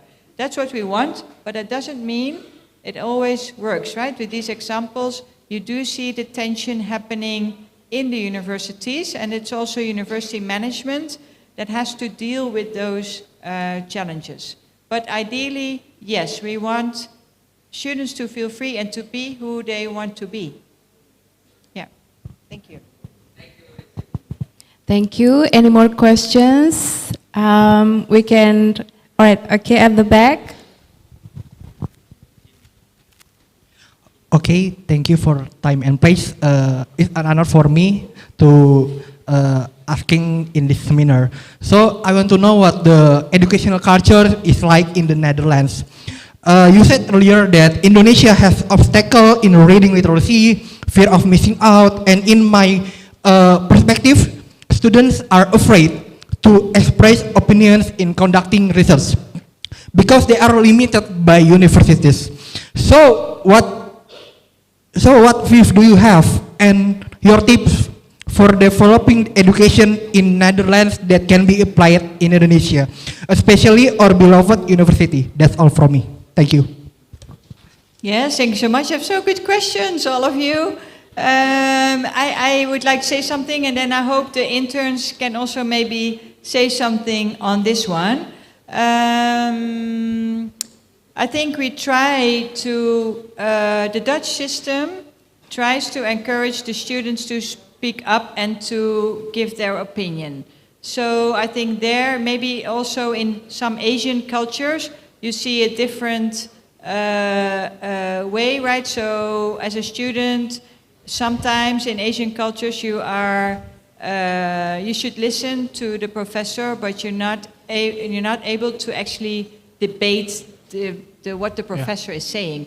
In the Netherlands, me as a lecturer at university, I often get the question from students, yeah, you tell me this, but I think this. So, and we encourage it. So we definitely want to have critical thinking as part of of the student life. But maybe one of the interns can give example. You don't have to, but if you want, maybe you can give an example in your university on how you are trained to actually speak up for your opinion. Yeah? There is a mic here. It's working in the podium, yes. Yes.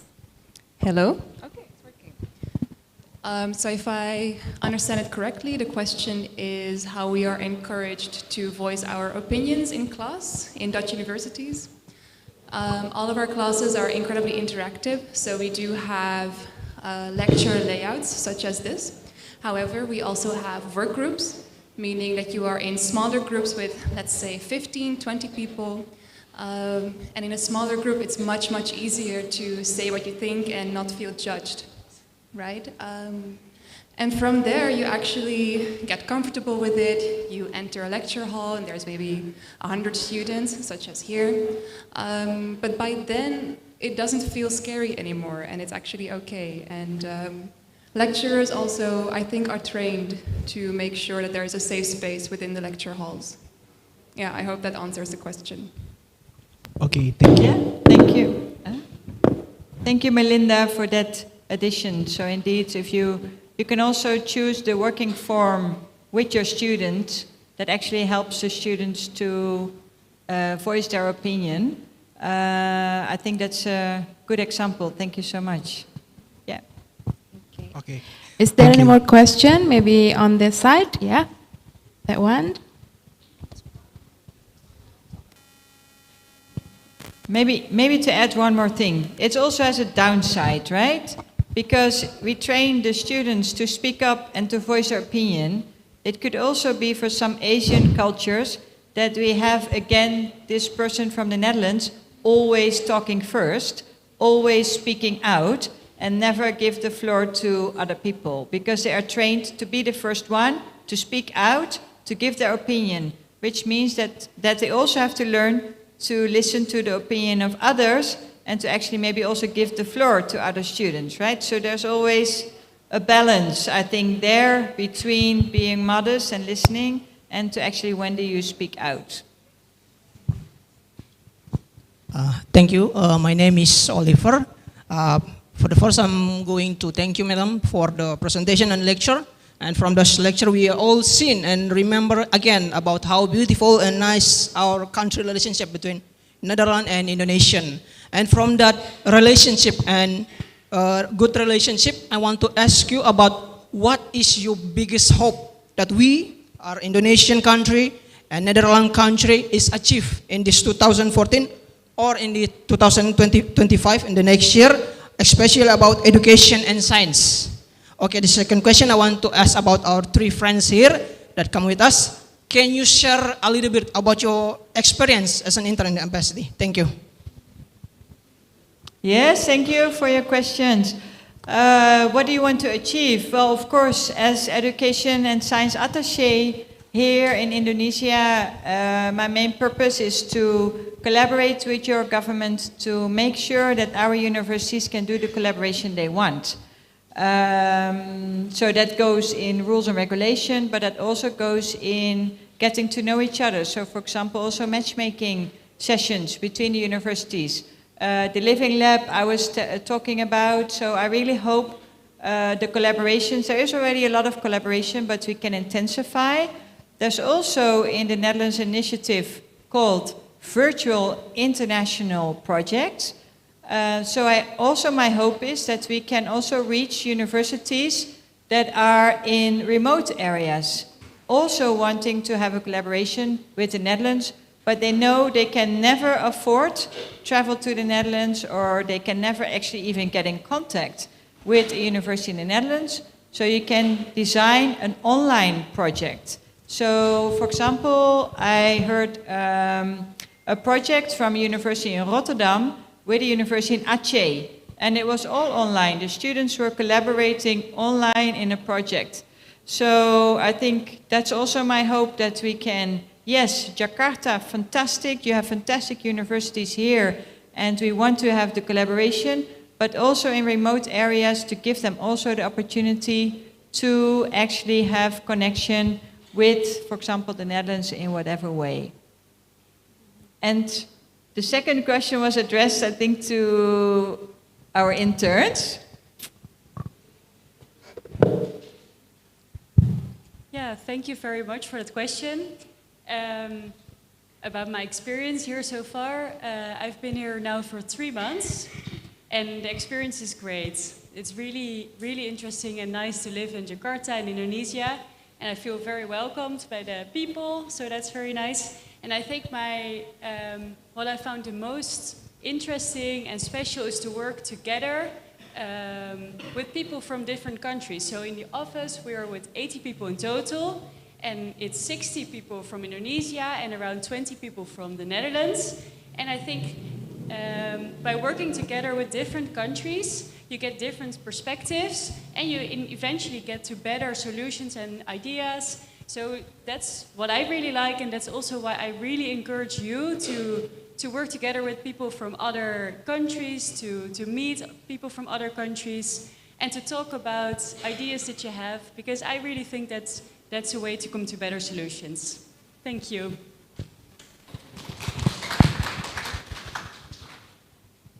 we can still take some questions if they're okay at the back. Okay, thank you, Miss, for the opportunity. Let me introduce myself. My name is Pranita Sekar. I just want to straight to the question. Are there opportunities for internship or practical experience for Indonesian students during their law studies in Netherlands that provided by the embassy? Thank you so much. That's all from me. Thank you. Yes, thank you so much for your question. Internships in the Netherlands do not necessarily go through government or through universities. So, for example, the government is not offering internships in the areas of law in the Netherlands. So, for example, a court in the Netherlands would have a vacancy for an internship, and students are supposed to find it themselves. So maybe the university in the Netherlands is helping them to maybe post it in a website, but that's it. So students are really on their own to find the internship that they want. So they have to search for it themselves. So it's not provided by the government or provided by the university. So maybe that's different from Indonesia, but in the Netherlands that's how it goes. So I think there are opportunities. But in the law area, my feeling is, I'm not that familiar with it, but that the Dutch language is important. So I'm not so sure if there are many possibilities for internships in the Netherlands in the area of law where you can speak English. But that's my assumption, so I'm not 100% sure of it. But if you're interested, you can search for example, the courts or the omnibus or the probation service, what they offer, and if they offer also internships. Maybe I could add more about the internship programs, the opportunities in the Netherlands. How about in Amsterdam? Maybe it's bigger opportunities to speak English rather than speaking Dutch language. Yes, of course. In different cities, I mean, I think in all of the Netherlands, you can speak easily English. Many people speak English, so that's not the problem. But with internship, of course, you have to read and write in a certain language. So I can imagine like the national court, it will be in the Dutch language. But in The Hague, you have the international court from the United Nations. So there maybe you have possibilities for international internships. So my advice would be to look for The Hague. In The Hague, there are international courts, so that might provide opportunities. Okay, is there any more questions? Already clear, crystal clear? Okay. Thank you everyone for your active participation. Okay, we have one more question. Okay, in the front.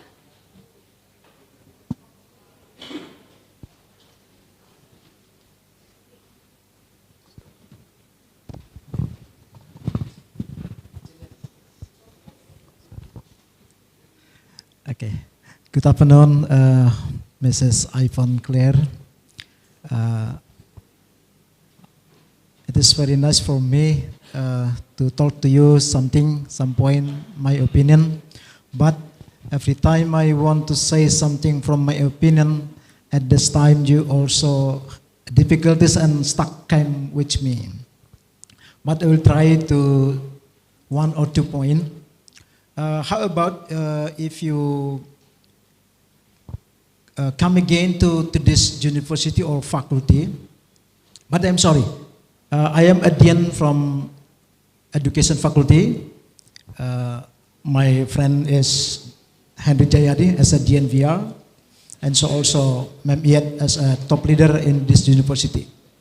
I think you are very open mind to us. We are very interesting to hear your lecturing. So that we want we wish you come to this campus again. maybe to do something discussion between the dean, between the lecture, so that we can know what the Dutch thinking about education. What do you think about education? And also begin to reflect your opinion, your Dutch opinion education to us here, to this university, so that we can to build our best curriculum at the next time. So we are very, very want you come here again to give us insight again, to give our experience, Dutch experience, your experience as embassy also to this university. And the second, maybe if you have time and if you have time to organize, how about research, joint research between this university, between my faculty or law faculty to Netherlands University or to embassy also? What is the possibilities of this point like this? Thank you.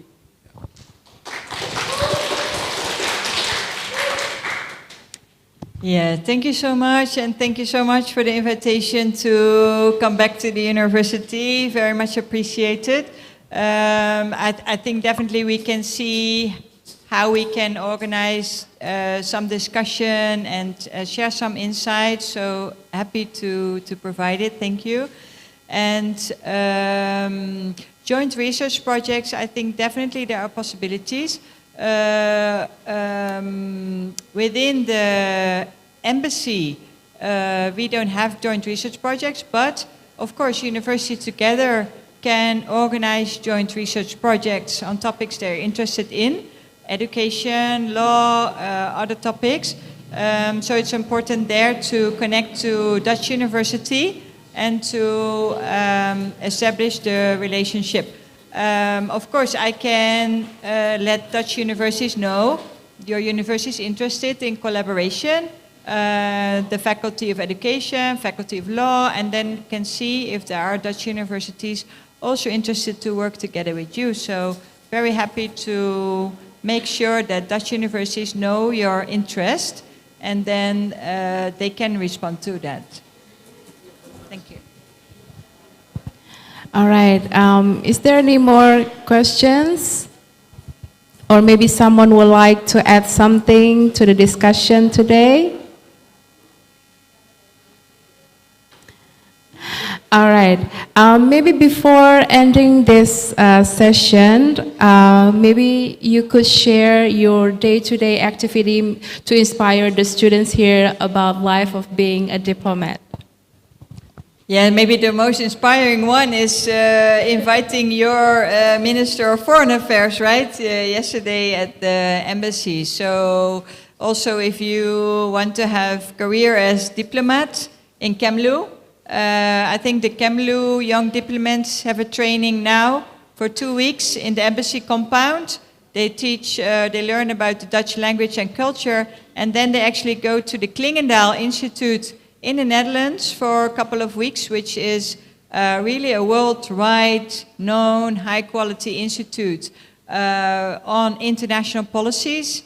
So they get training in the Netherlands in Klingendaal Institute, and then they go to a posting anywhere else. And I think to inspire you, being a diplomat, I think it's such a privilege to actually represent your country in another country. I mean, that's, I think for me, a dream job to do, especially in education and science, because education is always where countries find each other and want to connect and have science as well. It's not giving difficult topics, so other topics between countries might be a bit challenging or causing maybe some tension between countries, but education and science is always positive, always about building talent, developing talent, doing things together, interesting topics. So I feel very privileged to do this. So definitely encourage, if you have the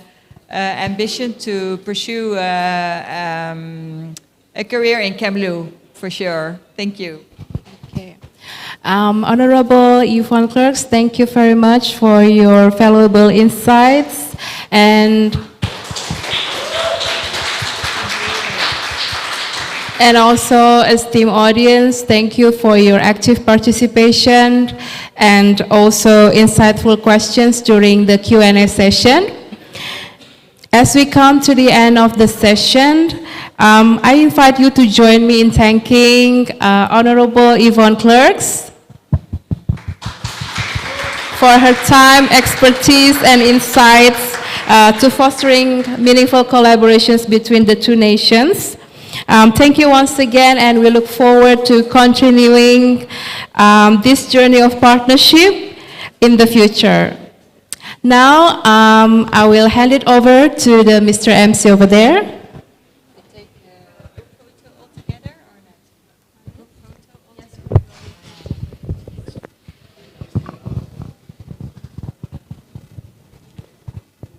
Ladies and gentlemen, this is the end of our event. To close this event, we would like to invite again Dr. Mangisi Simanjuntak SHMH to lead us in the closing prayer.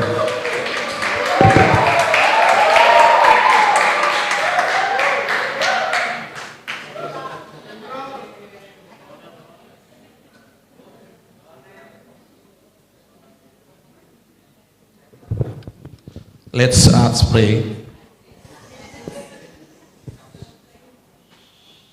Heavenly Father, as we bring this seminar to a close, we thank you for the knowledge shared and the connections made.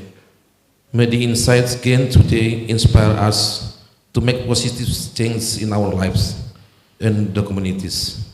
In the name of Jesus Christ, we pray. Amen.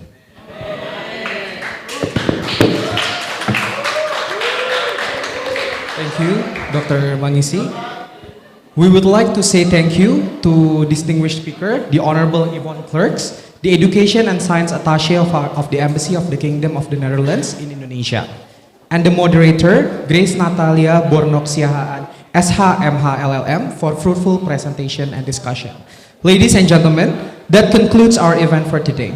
On behalf of the Faculty of Law of Universitas Kristen Indonesia, I would like to express our sincere gratitude for your attention and valuable and active participation. We hope that you have gained valuable insights and knowledge that will contribute to your future endeavors. And thank you for joining us. Goodbye and see you in the next visiting lecture. Thank you, everyone.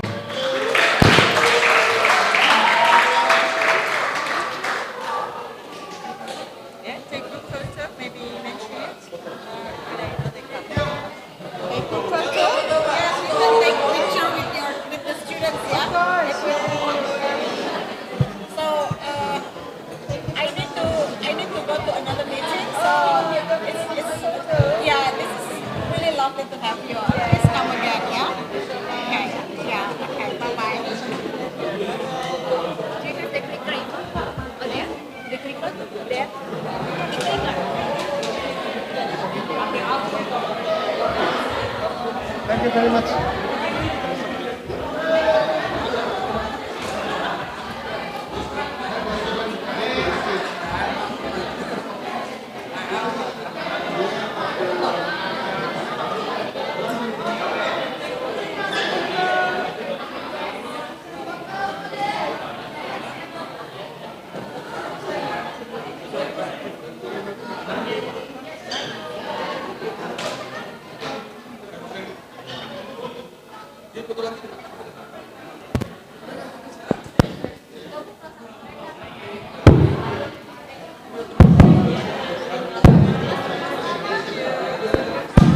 Cek.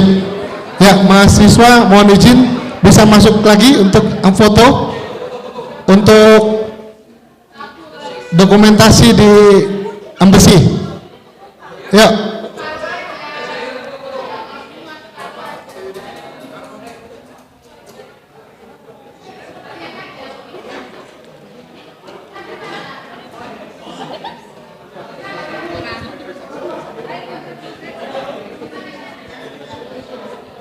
Yuk kumpul yuk. Yang di luar mungkin bisa gabung. Sebagian di depan yang